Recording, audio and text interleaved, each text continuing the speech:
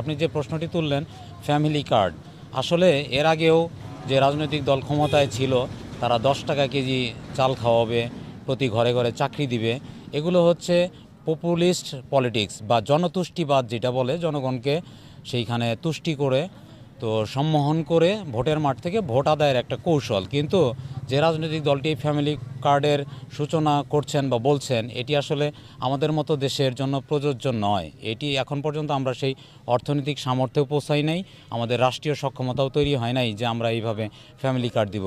ইতিমধ্যেই দেখতে পেয়েছেন যে সরকার অনেকগুলা ঋণগ্রস্ত, সরকার দেশ চালাতে গিয়ে এবং সরকার চালাতে গিয়ে নানাবিধ ঋণে আষ্টেপৃষ্ঠে জড়িয়ে পড়েছে।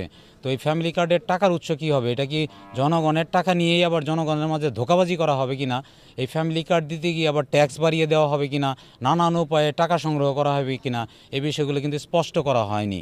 এই জনতুষ্টিবাদের রাজনীতি যারা করেন এবং দীর্ঘদিন ধরে করে আসছেন, তাদের মধ্যে সৃজনশীল কোনো রাজনৈতিক আলোচনা বা রাজনৈতিক কর্মসূচি আমি পাইনি।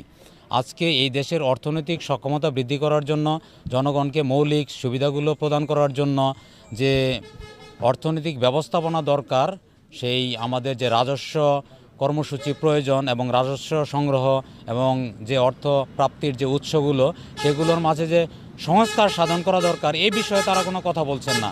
তারা বলছেন জনগণকে দিবেন, এখন পর্যন্ত কিভাবে দিবেন, কোন ওয়েতে দিবেন, সেই অর্থনৈতিক পরিকল্পনা এখন পর্যন্ত তারা দেখাতে পারেনি।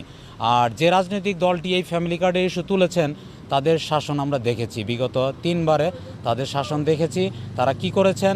তারা অতীতে দুর্নীতি লুটপাটে নিয়োজিত ছিলেন এবং রাষ্ট্র ব্যবস্থায় আমলাতন্ত্রকে তারা ধ্বংস করে দিয়েছেন। কোনো জনবান্ধব কর্মসূচি তাদের ছিল না, এই কারণেই তাদেরকে প্রত্যাখ্যান করেছিলেন। সেই প্রত্যাখ্যাত রাজনৈতিক দল যদি বলে থাকেন যে ফ্যামিলি কার্ড, এটার জন্য বাস্তবধর্মী কর্মসূচি তারা দিক, তাহলে আমরা বুঝতে পারবো যে বাস্তবিক অর্থেই তারা জনগণের কল্যাণের জন্য এই ফ্যামিলি কার্ড এবং কৃষক কার্ড এগুলো ইস্যু করবেন।